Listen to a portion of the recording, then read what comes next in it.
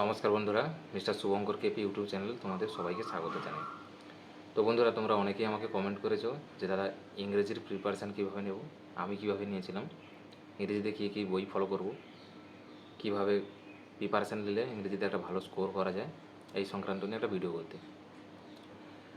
তো প্রথমত আমি বলি, যারা শুধুমাত্র পুলিশের এক্সামের জন্য প্রিপারেশান নাও তাদের ক্ষেত্রে কিন্তু ইংরেজিটা অনেকটাই ভয়ের কারণ হয়। অনেকে তো আবার এটাও মনে করে যে যেহেতু ইংরেজি মাত্র 10 নম্বর আছে, ওটাকে বাদ দিয়ে বাকি 75 নম্বরের জন্য প্রিপারেশান নাও। আমি মনে করি তারা সব থেকে বোকামি। কারণ 2024 সালে দাঁড়িয়ে যে কম্পিটিশান সময় চলছে এখন, কোনো সাবজেক্টটাকে একদম বাদ দেওয়া যাবে না। তোমাকে চাকরি পেতে হলে সমস্ত সাবজেক্টেই তো অলরাউন্ডার হতে হবে এবং সমস্ত সাবজেক্টে তোমাকে দক্ষতা থাকতে হবে। যেটা তোমার স্ট্রং পয়েন্ট সেটা তো স্ট্রং রাখতেই হবে, তবে এই নয় যে একদম কোনো একটা পার্টকে তুমি উইক করে দিতে পারো। তো ইংরেজিতে যেটা ডব্লিউপিতে আগে 25 ছিল, এখন সেটা 10 করে দিয়েছে এবং কেপিতে মেন্সে 10 নম্বর রয়েছে। তাহলে বুঝতে পারলে ইংরেজি ভারিত্বটা আগের থেকে অনেকটাই কমে গেছে। এবং ইংরেজিতে দুটো পার্ট রয়েছে, একটা হচ্ছে ইংরেজি গ্রামার আর একটা হচ্ছে ইংরেজি ভোকাবুলারি। ইংরেজি গ্রামার মানে হচ্ছে এখানে বিভিন্ন রুলস মুখস্থ করতে হয়, এখানে বোঝার জিনিস আছে, বারবার প্র্যাকটিস করতে হয়। ভোকাবুলারির তুলনায় ইংরেজি গ্রামারটা অনেকটাই সহজ হয়। আর একটা পার্ট হচ্ছে ভোকাবুলারি, এখানে শুধুমাত্র মুখস্থবিদ্যা অ্যাপ্লাই করতে হয়, মুখস্থ করে বারবার লিখনের মাধ্যমে তোমাকে মনে রাখতে হবে। প্রথমে যেটা আছে ইংরেজি গ্রামার। ইংরেজি গ্রামার বলতে প্রথমে যেটা বলবো পার্টস অফ স্পিচ, যেটা আমরা সেই ছোটোবেলায় পড়েছিলাম, noun, pronoun, adjective, verb, adverb, preposition. তবে এক্ষেত্রে একটু হার্ডনেস রয়েছে, এখানে শুধুমাত্র সেই ডিফিনেশানগুলো বা কয়েকটা উদাহরণ পড়লে হবে না। এখানে তোমার যেটা কাজে লাগবে সেটা হচ্ছে রুলস, নাউনের রুলস, প্রোনাউন্সের রুলস।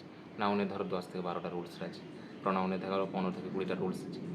এই রুলসগুলো কী করবে, যে কোনো একটা ইউটিউব চ্যানেল ফলো করো। আমি ভিডিও শেষে বলবো আমি কোন কোন চ্যানেলগুলো ফলো করেছি এবং কোন চ্যানেলগুলো ফলো করলে তোমরাও উপকৃত হবে। ওই চ্যানেলটা ফলো করে তুমি কী বলে নোটস বানিয়ে রাখো খাতায় এবং সেগুলো রোজ প্রিপারেশান করো। এরপর নাউন পড়লে, প্রোনাউন পড়লে একই রকমভাবে অ্যাডজেক্টিভ দেখলে। তারপরে আছে আর্টিকেল প্রিপোজিশান। আর্টিকেল প্রিপোজিশানের যে গ্রামার পোর্শনটা আছে সেখানে বেসিক জিনিসটা রয়েছে, যেমন এ কোথায় ব্যবহার করা হয়, অ্যান কোথায় ব্যবহার করা হয়, ডি কোথায় বসে, বিভিন্ন প্রিপোজিশানের ব্যবহার, এটা গ্রামারের মধ্যে পড়ে। এরপরে যেটা আছে টেন্স। দেখো টেন্সটা কিন্তু পুরো ইংলিশ গ্রামার দাঁড়িয়েছে টেন্সের উপর। টেন্স যদি তুমি ভালো করে বুঝতে পারো, নিজের আয়ত্তে আনতে পারো, তাহলে কিন্তু তোমার ইংলিশ গ্রামারটা বেশিরভাগটাই হয়ে যাবে। এবং এই টেন্সকে ডিপেন্ড করে অনেক ইরর কারেকশান আছে, সেন্টেন্স ইমপ্রুভমেন্টও দেয়। তাহলে এই গেল পার্টস অফ স্পিচ। মানে পার্টস অফ স্পিচ তুমি যদি ভালো করে পারো, তাহলে কিন্তু তোমার English grammar error correction, sentence improvement, এগুলো কিন্তু তুমি খুব সুন্দরভাবে পারবে। এরপরে যেটা হচ্ছে ভয়েস চেঞ্জ আর ন্যারেশান চেঞ্জ। এখানে একটা কথা বলে রাখি, 2020 সালের যে ওয়েস্ট বেঙ্গল পুলিশের পরীক্ষা হয়েছিল 25 নম্বর ইংরেজিতে কিন্তু একটাও ভয়েস, একটাও ন্যারেশান আসেনি। এমনকি কেপি 2022 মেন্সেও যে ইংরেজি ছিল সেখানেও কিন্তু একটা ভয়েস ন্যারেশান ছিল না। তাহলে এখান থেকে আমরা অনুমান এটাই করতে পারছি যে এক্সামগুলোতে কিন্তু ভয়েস ন্যারেশান প্রায় উঠে যাচ্ছে, কারণ এটা অনেকটাই সহজ, ছেলেমেয়েরা প্রত্যেকেই পারে। তবে এই নয় যে একদম ছেড়ে দেবে, আগের দুটো এক্সামে দেয়নি বলে যে বাকি এক্সামগুলোতে দেবে না, এমনটা না। যেহেতু সহজ, একটু দেখে রাখবে ওটাও। আর ইংরেজি গ্রামার বলতে ডিগ্রি চেঞ্জটা রয়েছে, ওটা একটু দেখে রাখতে হবে। তাহলে এই কটা টপিক হচ্ছে ইংরেজি গ্রামারের মধ্যে রয়েছে, বারবার প্র্যাকটিস করো, এটা অটোমেটিক উঠে যাবে। আর একটা যেটা হচ্ছে প্যারাজাম্বেল, মানে PQR, 4টে কিংবা 5টা সেন্টেন্স দেওয়া হবে যেগুলোকে এলোমেলোভাবে সাজিয়ে দেওয়া থাকে, ওটাকে সাজিয়ে রিঅ্যারেঞ্জ যেটাকে বলে, ওটাও বেশ আসে কোশ্চেন। এরপরে যেটা আছে ভোকাবুলারি। ভোকাবুলারিতে কেপি মেন্স 2022-এ যে 10 নম্বর ইংরেজি ছিল, সেখানে কিন্তু পুরো 10 নম্বরই কিন্তু ভোকাবুলারি থেকে এসেছে, যেখানে 4টে ফিক্সড প্রিপোজিশন, একটা ফেজাল ভার্ব, 3টে হচ্ছে সিনোনিমস আর 2টো হচ্ছে অ্যান্টোনিমস। মানে টোটাল গ্রামার পোর্শনটাই আসেনি। তাহলে অনেকে আবার ভাবতে পারে যে দাদা গ্রামার পোর্শনটা ছেড়ে দেবো, না, কোনোটাকেই ছাড়লে হবে না। দেখা হলো 10টা ভোকাবুলারি এসেছে, এবার কেপিতে দেখা হলো 10টাই গ্রামার থেকে দেবে, তখন কিন্তু তুমি ফাঁকে পড়ে যাবে। তাহলে গ্রামার এবং ভোকাবুলারি দুটোকেই সমানভাবে তোমাকে চালিয়ে যেতে হবে, যেটা আমি করেছিলাম। ইংরেজিতে সত্যি কথা বলতে আমারও একটু ভয় থাকে, ছিল, এখনও ভয় আছে।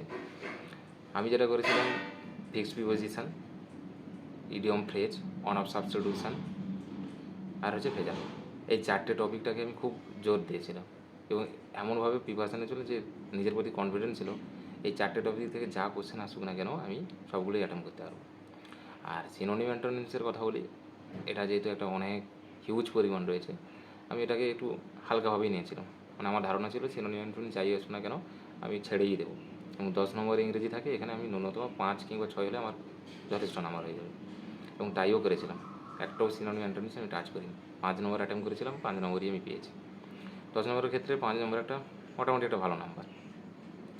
তোমরা কী করবে, সিনোনিম অ্যান্টোনিমসটাকে যদি প্রিপারেশান ভালো থাকলে তো ভালোই, যদি না পারো বিগত বছর রাজ্য সরকারের যে সমস্ত পরীক্ষাগুলোতে হয়েছে, clerkship, miscellaneous, WBCS, police, WPSI, KPSI, এই সমস্তগুলোতে ইংরেজিতে যে ধরনের ভোকাবুলারিগুলো এসেছে সবগুলো কিন্তু আয়ত্ত আনো, মুখস্থ করে। কারণ পুলিশের এক্সামের পরীক্ষাগুলোতে দেখেছি প্রিভিয়াসে কিন্তু ভালোই ফলো করে। আর যে বইটা আমি ফলো করতাম, জেনারেল ইংলিশ, এসপি বক্সিসের বইটা, ওই বইটা থেকে আমি one of substitution, idiom phrase, phrasal verb আর ফিক্সড প্রিপোজিশন পুরো বইটাকেই আমি কভার করেছি। আর সিনোনিম অ্যান্টোনিমস বললাম তেমন একটা খুব জোর দেইনি। এবং ইংরেজির জন্য গ্রামার এবং ভোকাবুলারির জন্য ইউটিউবে English class with Rani ma'am বলে একটা চ্যানেল আছে। ম্যাম কিন্তু খুব দারুণ পড়ায়। আমি তো পুরো গ্রামারটা এবং ভোকাবুলারি পোর্শনটাই ম্যামের কাছ থেকেই করেছি। তোমরা চাইলে ম্যামকে ফলো করতে পারো, মানে খুব দারুণ পড়ায়, একবার চ্যানেলে ভিজিট করে দেখতে পারো। এছাড়া যদি ইংলিশের বিভিন্ন গ্রামার প্র্যাকটিস করার জন্য নিয়ন ক্লাস বলে একটা চ্যানেল আছে, সেটা ফলো করতে পারো। আর বাংলায় যে চ্যানেলটা আমি ফলো করতাম, ইংলিশ গ্রামার টিউটোরিয়াল বলে একটা চ্যানেল আছে, ওই চ্যানেলটাও খুব ভালো পড়ে। এই 3টে চ্যানেল মোটামুটি ফলো করলে ভালোই হয়ে যাবে ইংরেজি। আর একটা কথা বলে রাখি, যেহেতু ইংরেজি 10 নম্বর থাকছে, একদম ছাড়বে না, আবার একদম জোরও দেবে না, মোটামুটি একটা অ্যাভারেজ টাইম দিয়ে দেখো। আর যে সাবজেক্টগুলো তোমার স্ট্রং আছে সেটাকে স্ট্রং বানিয়ে রাখো, এবং এখানে টার্গেট রাখো 5-6 নাম্বার হলেই যথেষ্ট, এবং সেই মতো করেই প্রিপারেশান নাও। একদম ছেড়ে দেবে না, আবার একদম খুব বেশি সময়ও দেবে না। পার ডে যেন 1 থেকে 1.5 ঘন্টা বা 2 ঘন্টা সময় দিলেই যথেষ্ট। তাহলে এই ছিল আমার ইংরেজি স্ট্র্যাটেজি। তো তোমরাও এইভাবে প্রিপারেশান নাও। আর আমি ইচ্ছা আছে একটা টেলিগ্রাম গ্রুপ করার, যেখানে আমি আমার ইংরেজি নোটসগুলো তোমাদেরকে প্রোভাইড করব, এবং তার জন্য তোমাদের একটা সাপোর্ট দরকার। তোমরা যেভাবে সাপোর্ট করছো এইভাবে সাপোর্ট করো। তো দেখা হবে নতুন ভিডিওতে। সুস্থ থাকো, সবল থাকো, প্রিপারেশান ভালো করে নাও। জয় হিন্দ, জয় ভারত।